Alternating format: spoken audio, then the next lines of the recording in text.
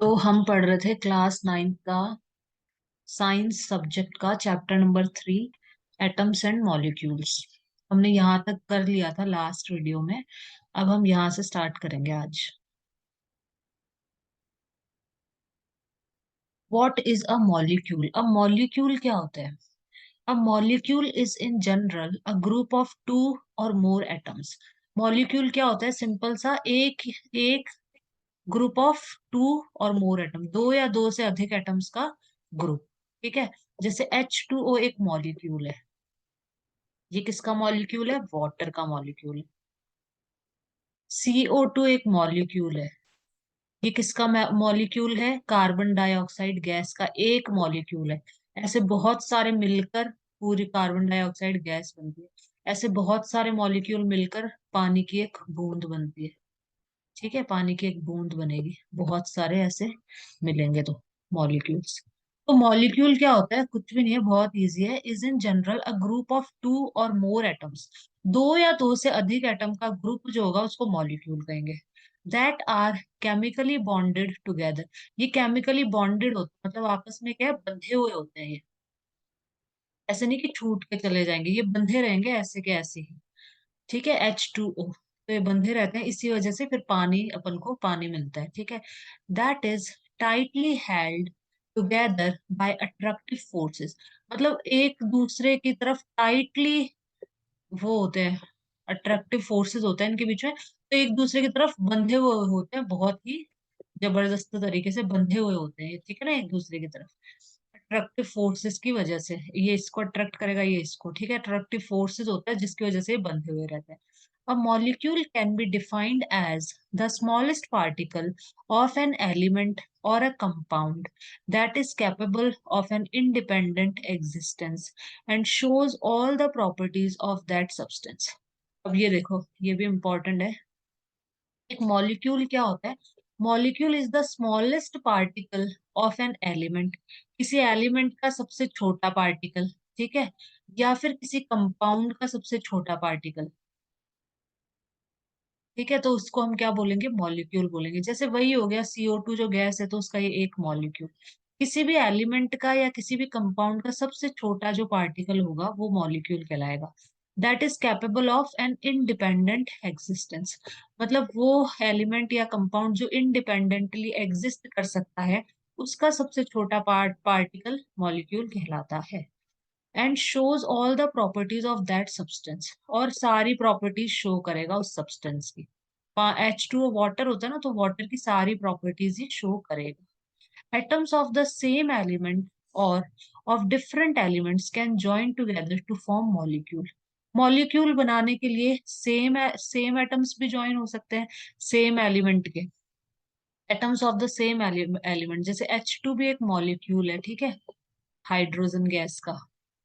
ये hydrogen gas का molecule हो गया। तो atoms of the same element, same element के एटम आपस में मिलेंगे, जैसे हाइड्रोजन के दो एटम मिल गए। या फिर डिफरेंट एलिमेंट, जैसे एक दो हाइड्रोजन का एक ऑक्सीजन का, can join together to form molecule. तो मॉलिक्यूल ये भी एक मॉलिक्यूल है, ये भी एक मॉलिक्यूल है। ठीक है, दोनों के दोनों मॉलिक्यूल है।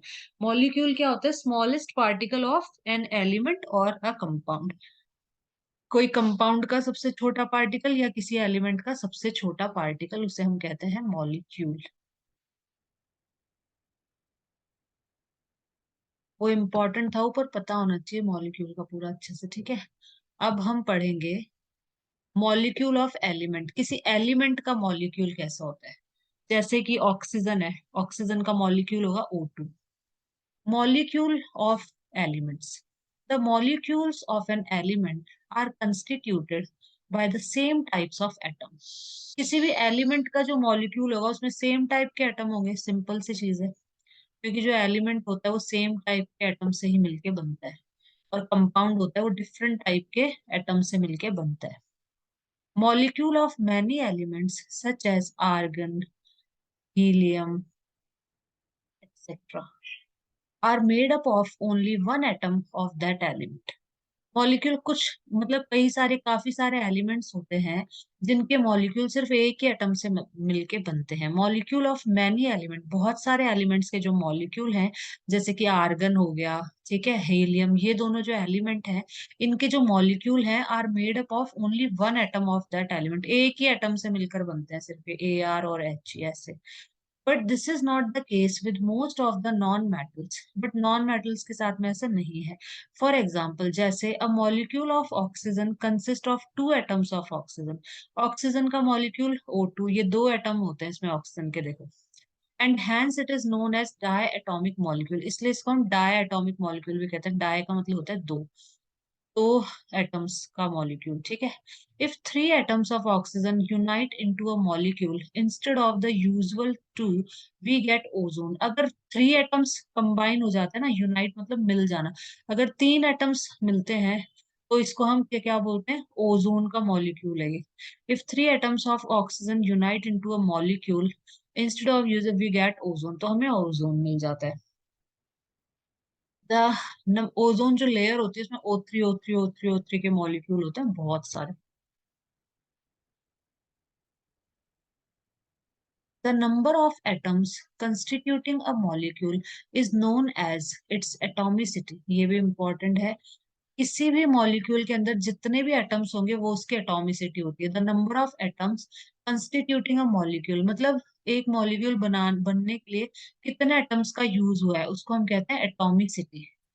जैसे एटॉमिसिटी क्या होता है, किसी भी एक मॉलिक्यूल में कितने एटम्स का यूज हुआ है। जैसे O3 एक मॉलिक्यूल है, ठीक है ना, किसका मॉलिक्यूल है ये, एलिमेंट का, मॉलिक्यूल ऑफ एलिमेंट। तो एलिमेंट का मॉलिक्यूल है, एलिमेंट मतलब जो एक ही एटम से मिलके बने होते हैं, सिंपल से, ठीक है। तो O3 का, ये O3 क्या है, एक मॉलिक्यूल है। इसकी एटॉमिसिटी क्या होगी, 3 होगी। इसमें कितने एटम्स है, इसमें 3 एटम्स है ऑक्सीजन के। इसकी एटॉमिसिटी 2 होगी क्योंकि इसमें दो एटम है ऑक्सीजन के। तो एटॉमिसिटी होती है नंबर ऑफ एटम्स, कितने एटम्स हैं उसके अंदर। Metals and some other elements, such as carbon, do not have a simple structure but consist of a very large and indefinite number of atoms bonded together. Metals और कुछ जो other elements होते हैं जैसे कि कार्बन हो गया, इसकी सिंपल स्ट्रक्चर नहीं होती है कार्बन की। ये बहुत ही लार्ज और बहुत सारे एटम से मिलके मतलब बॉन्ड आपस में जुड़े होते हैं। कार्बन कार्बन मतलब ऐसे बहुत बड़ी चेन बना लेता है कार्बन। तो ये इनकी सिंपल स्ट्रक्चर नहीं होती है कार्बन की, but consist of very large and indefinite number of atoms bonded together. मतलब इसमें बहुत सारे एटम्स आपस में जुड़े हुए होते हैं, कार्बन के बहुत सारे atoms. Let us look at the atomicity of some non metal. कुछ नॉन मेटल की एटॉमिसिटी देख लेते हैं अपन। जैसे कार्बन की बहुत ज्यादा हो जाएगी, पॉली एटॉमिक ही होगी कार्बन की भी। नॉन मेटल है ये सारे। आर्गन, ये सब नॉन मेटल है, ठीक है ना। आर्गन मोनो एटॉमिक, आर्गन ऐसे ही मिलता है, आर्गन का जो मॉलिक्यूल होगा ना बस AR एक ही मिलेगा। मोनो मतलब होता है वन। हीलियम भी एक ही एटम मिलता है। ऑक्सीजन दो में मिल सकता है। हाइड्रोजन भी H2 गैस बनती है ना, तो ऐसे मिलता है अपन को H2, ये मॉलिक्यूल है, ठीक है। और नाइट्रोजन भी दो, डाई एटॉमिक। नाइट्रोजन जो गैस होती है N2 इस फॉर्म में मिलती है। क्लोरीन Cl2, क्लोरीन को अपन C और L लिखते हैं, ठीक है।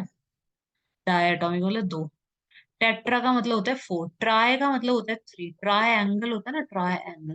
ट्राई का मतलब हो गया थ्री। डाई का मतलब होता है टू। मोनो का मतलब होता है वन। टेट्रा का मतलब होता है फोर। पॉली का मतलब होता है बहुत सारे। जो सल्फर है वो पॉली एटॉमिक है। सल्फर में बहुत सारे एटम्स मतलब आपस में जुड़ सकते हैं सल्फर से। एस सल्फर के बहुत सारे एटम आपस में जुड़ के कंपाउंड्स बना देते हैं। ऐसे कार्बन के भी बहुत सारे जुड़ सकते हैं, कितने भी। तो इसलिए यहाँ पे पॉली एटॉमिक लिखा है। अब आगे चलते हैं। इनके बारे में आगे भी पढ़ोगे, सल्फर और कार्बन का आगे आएगा सब, बहुत ज्यादा इनका। Molecule of compounds. अब हमने पढ़ा था मॉलिक्यूल्स ऑफ एलिमेंट, तो हमने पढ़ लिया। एलिमेंट होते हैं जो एक तरह के एटम से मिलके जो बनता है उसे हम कहते हैं एलिमेंट, ठीक है। जैसे हाइड्रोजन गैस हो गई तो वो एलिमेंट है क्योंकि वो H2 से मिलके बनी है। H2 के मॉलिक्यूल से मिलके बनी है हाइड्रोजन गैस। अब कंपाउंड, कंपाउंड के अंदर जैसे हमारा H2O आ जाएगा, वाटर, ये हुआ कंपाउंड, ठीक है ना। जो वाटर हो गया वो कंपाउंड एक तरह का, और उसका एक सबसे छोटा मॉलिक्यूल है H2O। तो मॉलिक्यूल्स ऑफ कंपाउंड, तो कंपाउंड के जो मॉलिक्यूल होंगे वो डिफरेंट एटम से मिलके बने होंगे।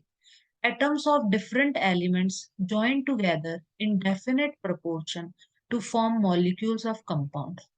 Atoms of different अलग अलग elements के atoms आपस में join होते हैं एक definite proportion के अंदर। जैसे हाइड्रोजन के दो atoms हैं, ऑक्सीजन का एक एटम है, एक definite proportion में ये join होंगे और ये molecule बनाएंगे। किसका मॉलिक्यूल? कंपाउंड का। सिंपल सा ध्यान रखना है, मॉलिक्यूल ऑफ कंपाउंड आ जाए मतलब डिफरेंट एटम होंगे, मॉलिक्यूल ऑफ एलिमेंट आ जाए मतलब सेम एटम्स होंगे बस।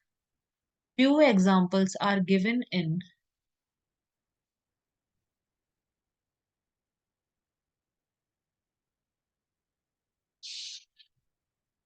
पे कुछ एग्जांपल दे रखे हैं मॉलिक्यूल ऑफ सम कंपाउंड।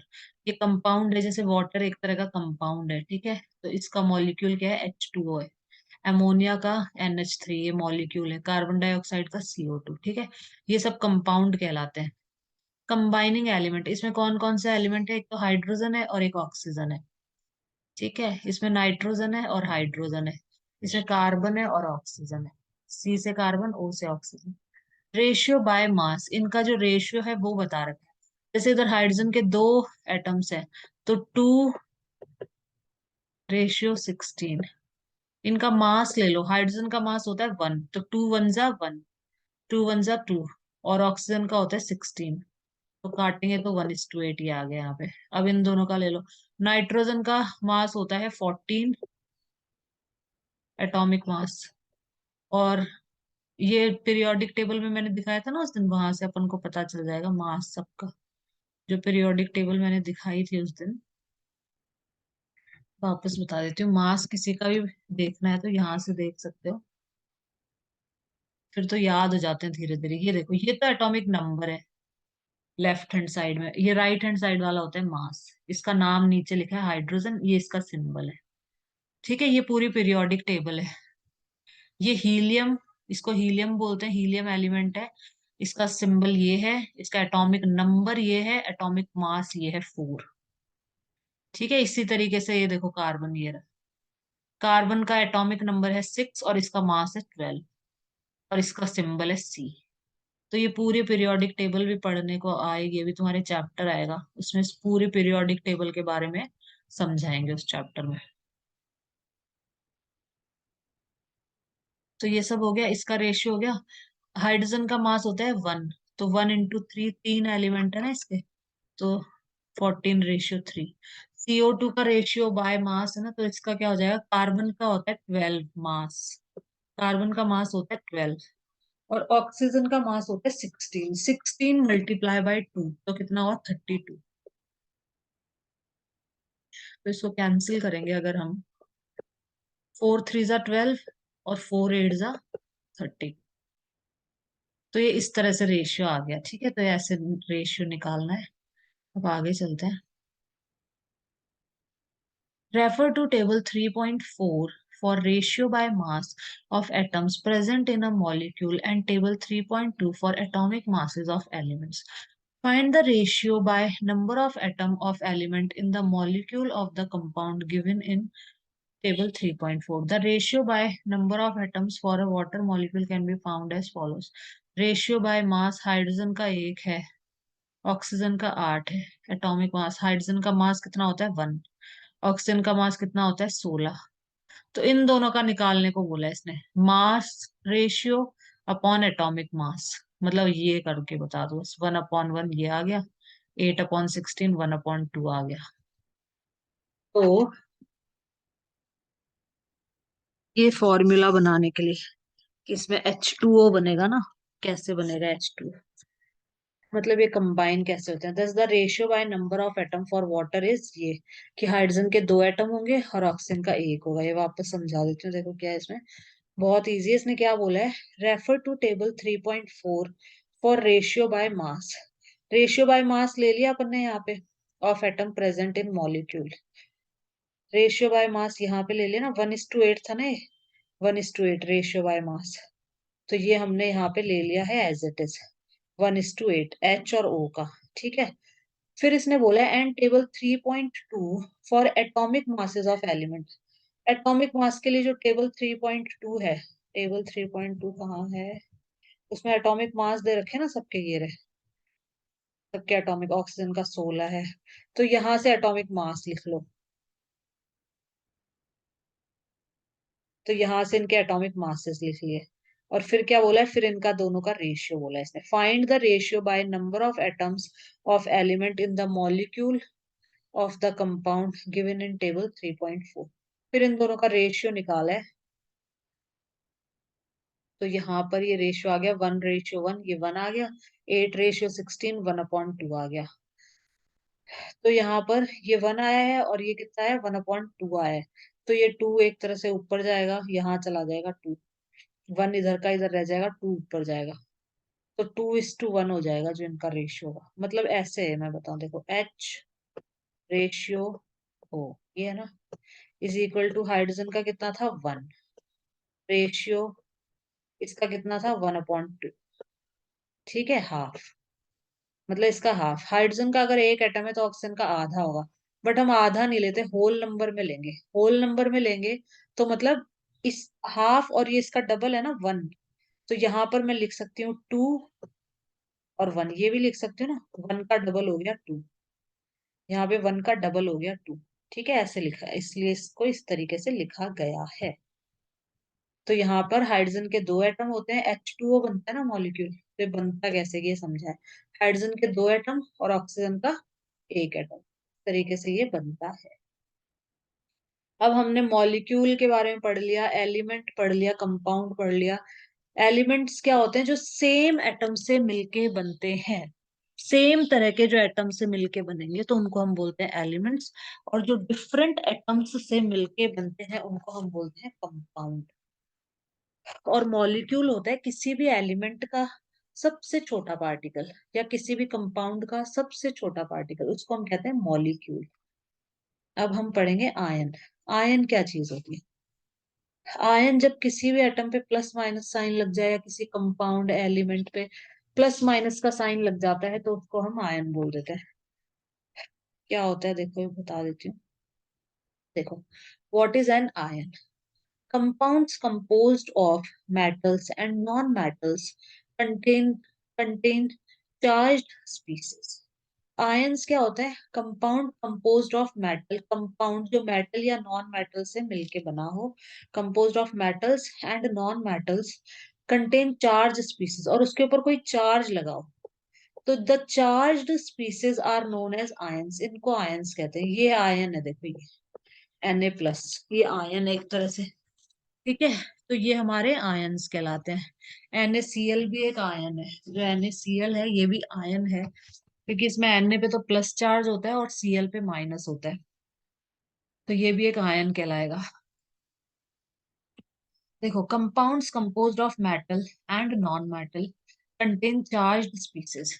ऐसा कंपाउंड जिसमें एक तो मेटल हो, ठीक है, एंड नॉन मेटल, मेटल हो और नॉन मेटल हो, और उसके ऊपर कुछ ना कुछ चार्ज स्पीसीज हो। चार्ज मतलब प्लस या माइनस, कुछ ना कुछ चार्ज हो। ठीक है, the charge species are known as ion. तो जो चार्ज स्पीसीज होते हैं इनको ही आयन कहते हैं, जिनपे प्लस माइनस का साइन होता है, इनको आयंस कहा जाता है।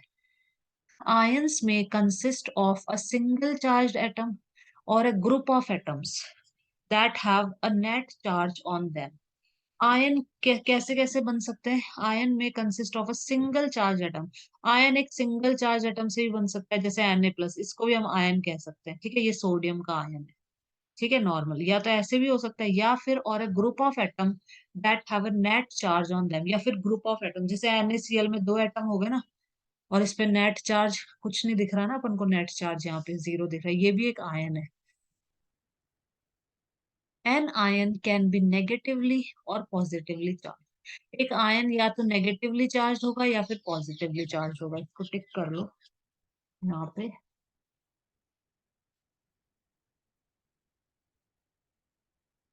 या नेगेटिवली चार्ज होगा। यहाँ पे जो ग्रुप ऑफ एटम होंगे उसके ऊपर कुछ ना कुछ चार्ज होगा। अ negatively charge ion is called anion, इसको भी टिक कर लो, ये भी इंपॉर्टेंट है। जो नेगेटिवली चार्ज आयन होता है उसको हम कहते हैं एनायन। नीचे देखो जैसे Cl है, Cl-, इसको हम एनायन बोलेंगे। जिसपे भी नेगेटिव चार्ज होगा ना, ये ऊपर माइनस होगा, तो उसको हम एनायन बोलते हैं। और जिसपे प्लस का चार्ज होता है तो उसको हम कैटायन बोलते हैं, ठीक है। एंड ये टिक कर लो, ये इंपॉर्टेंट है। And the positively charge ion a cation, जैसे Na+ है, ये कैटायन है, इस पे पॉजिटिव चार्ज है ना। अभी पॉजिटिव नेगेटिव चार्ज कैसे आते हैं ये भी पढ़ेंगे अपन। पॉजिटिव चार्ज क्या होता है, प्लस वाला हमेशा देता है ना। तो ये अपना एक एक एलिमेंट दिया है, अगर प्लस प्लस है, सिर्फ प्लस मतलब +1 कह सकते हैं हम। मतलब इसने अपना एक इलेक्ट्रॉन दे दिया है, ठीक है। और Cl- का मतलब होता है, माइनस वाला क्या होता है, लेने वाला। ऐसे याद रख लो कि प्लस मतलब जो अच्छा इंसान होगा ना वो हमेशा देता है, मतलब चीजें दे देता है। और माइनस हमेशा लेगा। तो ये माइनस ले रहा है इससे। माइनस क्या है, एक इलेक्ट्रॉन किसी से ले रहा है ये, ठीक है, क्लोरीन। तो इस तरीके से ये आयंस बनते हैं। और ये क्यों देते हैं और क्यों लेते हैं ये भी आगे पढ़ेंगे, ठीक है। ताकि वो ऑक्टेट कंप्लीट हो जाए लास्ट शेल में, एक 8 इलेक्ट्रॉन्स कंप्लीट करने के लिए ये लोग ऐसा करते हैं ताकि स्टेबल हो जाएंगे, ठीक है। अगर लास्ट शेल में जैसे एक अकेला इलेक्ट्रॉन घूम रहा है तो अकेला परेशान हो गया ना, कोई दोस्त नहीं है उसका, तो वो सोचेगा किसी और के पास ही चला जाऊं मैं। तो इस तरीके से वो चला जाता है कहीं और इसके पास 7 है, क्लोरीन के पास लास्ट शेल में 7 है। एक की कमी पड़ रही है, टोटल 8 होने चाहिए स्टेबल होने के लिए। तो फिर ये भटकता रहेगा, ढूंढता रहेगा, कोई एक मुझे दे दे, एक इलेक्ट्रॉन दे दे दे दे। फिर जैसे इसको एक मिल जाएगा ये स्टेबल हो जाएगा, फिर ये कहीं नहीं जाएगा। टोटल 8 इलेक्ट्रॉन्स हो जाते हैं तो वो स्टेबल हो जाता है, वो जो एटम होता है, जो एलिमेंट होता है। तो टेक फॉर, पॉजिटिवली चार्ज को कैटायन कहते हैं और नेगेटिवली चार्ज को एनायन कहते हैं। Take for example sodium chloride, sodium chloride का यहाँ एग्जाम्पल लिया है। Na का मतलब सोडियम, Cl का मतलब chloride. Its constituent particles are positively charged sodium ions and negatively charged। तो इसके जो constituent particles हैं किस किस से मिलके बना है, एक तो पॉजिटिवली चार्ज्ड सोडियम आयन से मिलके बना है और एक नेगेटिवली चार्ज क्लोरीन से, क्लोरीन आयन, क्लोराइड के आयन से मिलके बना है, ठीक है। A group of atoms carrying a charge is known as polyatomic ion. बहुत सारे ग्रुप ऑफ एटम मतलब बहुत सारे एटम्स जो चार्ज कैरी कर रहे हैं तो उसको पॉली एटॉमिक आयन कह देंगे बस। एक एटम है तो उसको अपन नॉर्मल आयन कहते हैं। और ग्रुप ऑफ एटम है जिसपे कुछ ना कुछ चार्ज हो तो उसको पॉली एटॉमिक आयन कह देंगे बस। We shall learn more about the formation of ion. Chapter ion बनते कैसे हैं ये हम चैप्टर 4 में पढ़ेंगे, मैंने थोड़ा थोड़ा ब्रीफ दे दिया है, ठीक है। पूरा चैप्टर 4 में पढ़ेंगे कि आयन बनते कैसे हैं। तो मैंने बता दिया कि देखो जैसे क्लोरीन है तो लास्ट शेल में 8 इलेक्ट्रॉन होते हैं, तो वो जो एटम होता है वो स्टेबल रहता है, वो कहीं नहीं जाएगा, किसी को देखेगा भी नहीं किसी की तरफ, वो स्टेबल है। अगर उसकी शेल में सिर्फ एक इलेक्ट्रॉन, जैसे क्लोरीन की लास्ट शेल में होते हैं 7 इलेक्ट्रॉन, ठीक है, तो उसको एक चाहिए, टोटल 8 होने चाहिए स्टेबिलिटी के लिए। तो उसको एक चाहिए तो वो भटकता रहेगा कि मुझे कोई एक इलेक्ट्रॉन दे दे। और एक इलेक्ट्रॉन इसको कोई दे देगा तो नेगेटिवली चार्ज हो गया, सिंपल। आयन ऐसे बनते हैं, ठीक है। सोडियम की लास्ट शेल में होता है एक इलेक्ट्रॉन, तो अकेला बेचारा सोचता है मैं किसी के पास ही, 7 तो मुझे कोई देगा नहीं, 7 इलेक्ट्रॉन थोड़ी इसको कोई देने वाला है। तो ये सोचता है मैं ही चला जाऊं किसी के पास, ठीक है। तो ये भी भटकता रहेगा और फिर ये जब ये किसी के पास चला जाएगा तो पॉजिटिव लग जाता है इसके ऊपर प्लस, ठीक है। तो ये ऐसे बनते हैं आयंस और बाकी चैप्टर 4 में डिटेल में पढ़ेंगे, ठीक है। सम आयनिक कंपाउंड्स, आयनिक कंपाउंड जैसे कैल्शियम ऑक्साइड हो गया, तो इसमें कौन कौन से एलिमेंट्स होते हैं, कैल्शियम और ऑक्सीजन, नाम से ही पता चल रहा है। मैग्नीशियम सल्फाइड में मैग्नीशियम और सल्फर होते हैं। सोडियम क्लोराइड में सोडियम और क्लोरीन होते हैं, ठीक है। और रेशियो बाय मास इनका इस मास में ये प्रेजेंट होते हैं, ये बता रखा है। क्लोरीन का मास 35.5 होता है, तो ये ध्यान रखना। और सोडियम का 11 एटॉमिक नंबर होता है और मास 23 होता है सोडियम का, 22 नहीं होता, 23 ही होता है। अब ये सबसे ज्यादा इंपॉर्टेंट है, writing chemical formulas. Chemical formulas कैसे लिखे जाते हैं, ठीक है, बहुत इजी है, बहुत इंपॉर्टेंट भी है। ये केमिकल फॉर्मूलेस कैसे लिखे जाते हैं, कैसे बनते हैं, ये सब सीखेंगे अपन इसमें। तो आज अपन यही पढ़ेंगे, सिंपल कंपाउंड। हाँ, आज अपन यहाँ तक कर लेंगे।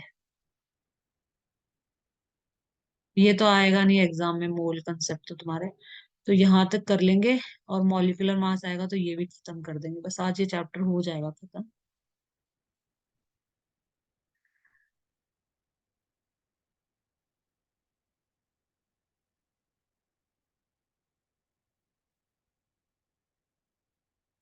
ठीक है, तो अब स्टार्ट करते हैं। नेक्स्ट टॉपिक पढ़ते हैं अपन,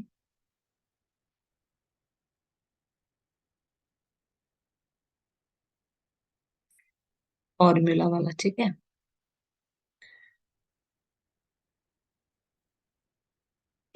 हाँ, तो हम यहाँ पे थे, writing chemical formulas. Chemical formulas कैसे लिखे जाते हैं? The chemical formula of a compound is a symbolic representation of its composition.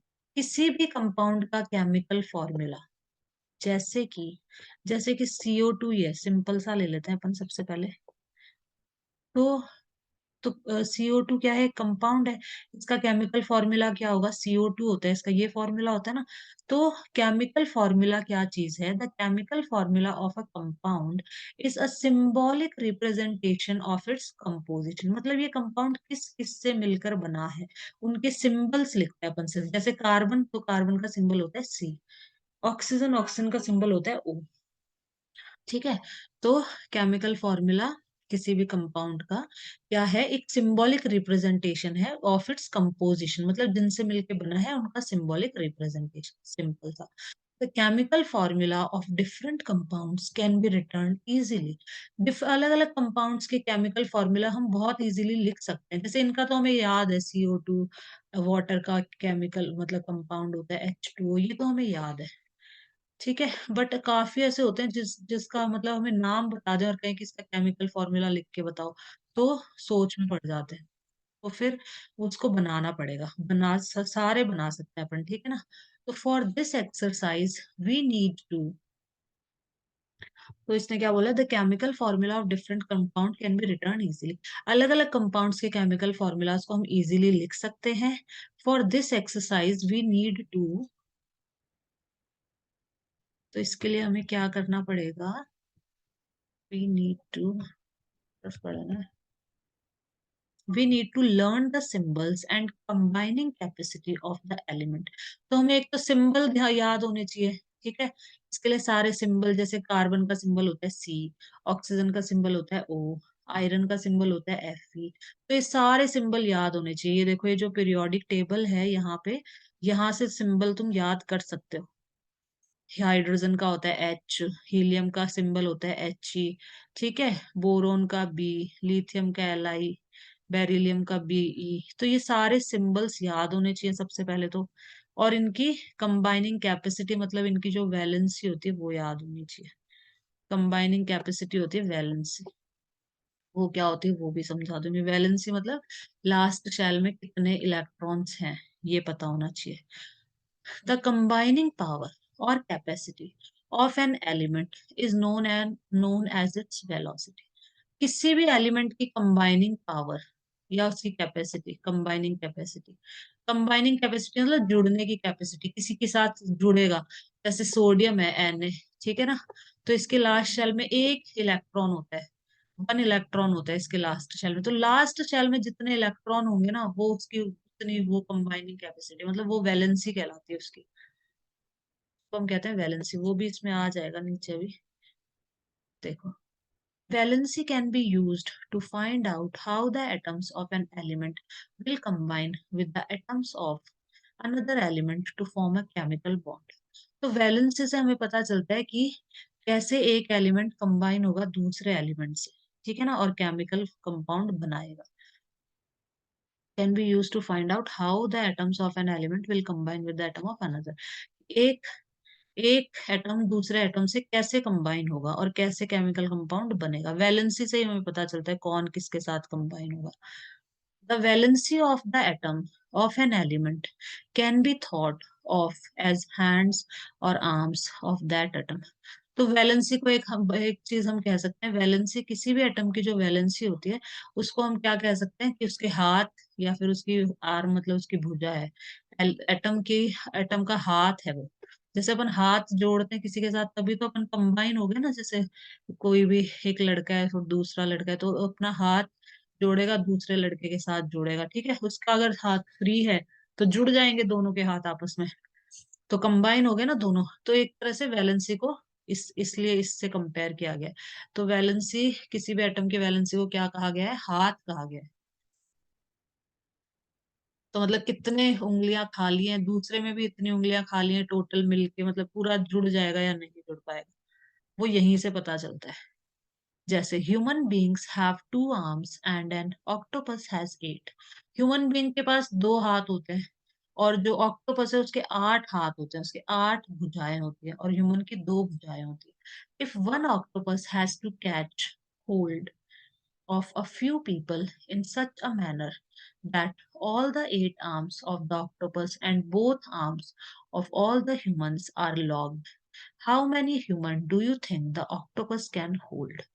तो अगर जैसे ऑक्टोपस है सपोज, ठीक है, एक ऑक्टोपस है। ऑक्टोपस के कितने हाथ है मैं यहाँ बना देती हूँ। ये ऑक्टोपस है, इसके हाथ है कितने, 8। 1 2 3 4 5 6 7 और ये 8। 8 हाथ हैं इसके, ठीक है। अब इसने बोला है कि इसको ह्यूमन को पकड़ना है, ठीक है। तो इसका एक हाथ ह्यूमन के एक हाथ में, तो ये हो गया। दूसरा हाथ ह्यूमन का ये हो गया। मतलब ये एक आदमी है। एक आदमी, यहाँ मैं बना देती हूँ ऐसे थोड़ा सा। एक आदमी जो होगा ना वो ऑक्टोपस के 2 हाथों से पकड़ा जाएगा। ऑक्टोपस के 2 हाथ से एक आदमी को पकड़ेगा, फिर इन दोनों हाथों से एक आदमी पकड़ा जाएगा, ठीक है ना। एक और आदमी को पकड़ लेगा ऑक्टोपस, क्योंकि आदमी के 2 2 हाथ है ना, तो इसका एक हाथ इसमें एक हाथ इसमें। अब ऑक्टोपस के ये 2 हाथ और इस आदमी के ये दोनों हाथ आपस में ऐसे मिल जाएंगे, तो 4 आदमी पकड़ लिए। मतलब इसने 4 पर्सन पकड़ लेगा ये। एक ऑक्टोपस 4 पर्सन को मतलब कंबाइन कर सकते, मतलब एक ऑक्टोपस और 4 आदमी जुड़ेंगे आपस में तो इनके सारे जो फ्री हाथ है ना वो सब बंद हो जाएंगे। अब कोई किसी का कोई हाथ नहीं बचा ना, ना तो किसी ऑक्टोपस का हाथ बचा है और ना ह्यूमन का हाथ हो जाए। ऐसे ही वैलेंसी होती है। एटम वैलेंसी क्या होती है, एटम के बाहर जो इलेक्ट्रॉन होता है, तो इसके बाहर जो इलेक्ट्रॉन होगा ना इसको वैलेंसी कहते हैं। कि इसकी वैलेंसी कितनी है, 1 है इसकी वैलेंसी। जितने इलेक्ट्रॉन होते हैं उतनी ही उसकी क्या होती है, वैलेंसी होती है। या फिर कंबाइनिंग कैपेसिटी, जैसे 7 है ना अगर इलेक्ट्रॉन, तो उसकी वैलेंसी 7 नहीं होगी, उसकी वैलेंसी 1 होगी। वो अभी समझ आ जाएगा आगे कैसे होती है। मतलब कि उसको एक की जरूरत है, ठीक है, तो 1 होगी उसकी कैपेसिटी। वैलेंसी उसकी 1 कहलाएगी। तो वो मैं समझा दूंगी, अभी वैलेंसी आएगा ना तब उसमें अच्छे से समझा दूंगी।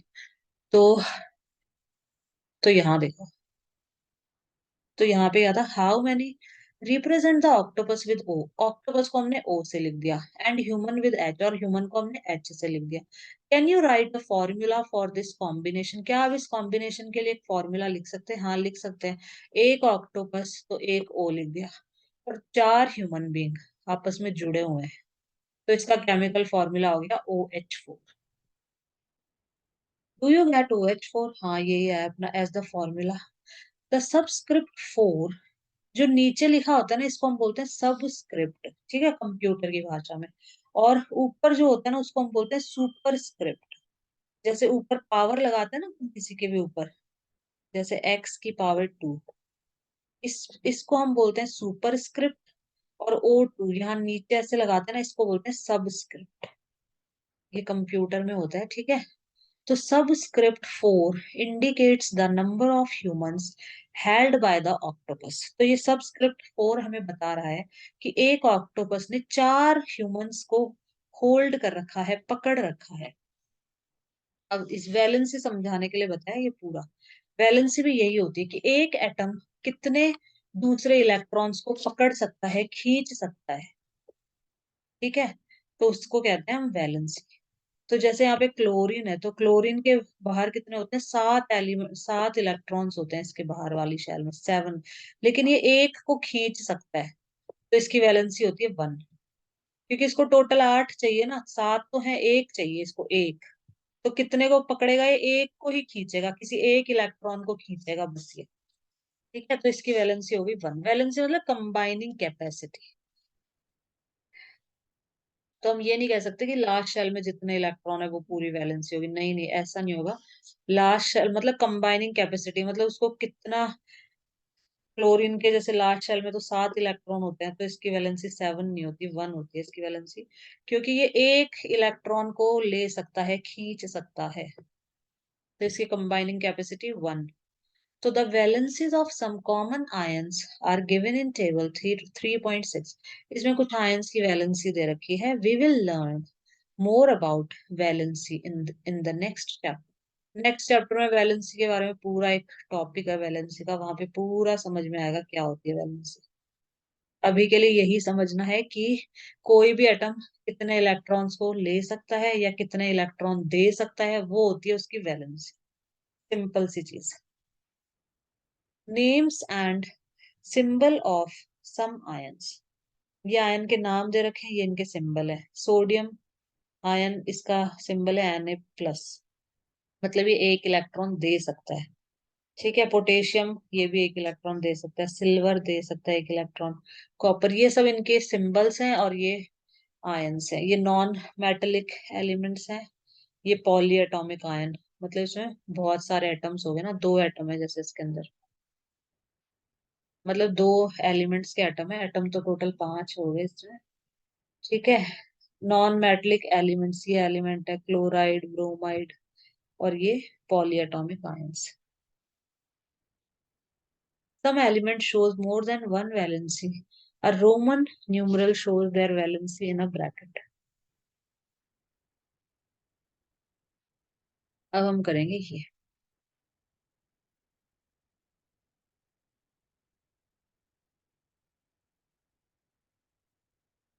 यहाँ तक कर लेते हैं फटाफट, फिर ये एंड होने वाली है मीटिंग अभी। The rules that you have, the rules that you have to follow while writing a chemical formula are as follows. अब ये मीटिंग एंड होने वाली है, लेस देन 1 मिनट इसमें शोर है, तो चलो ये मैं अब नेक्स्ट वीडियो में करेंगे, यहाँ से नेक्स्ट वीडियो में करते हैं।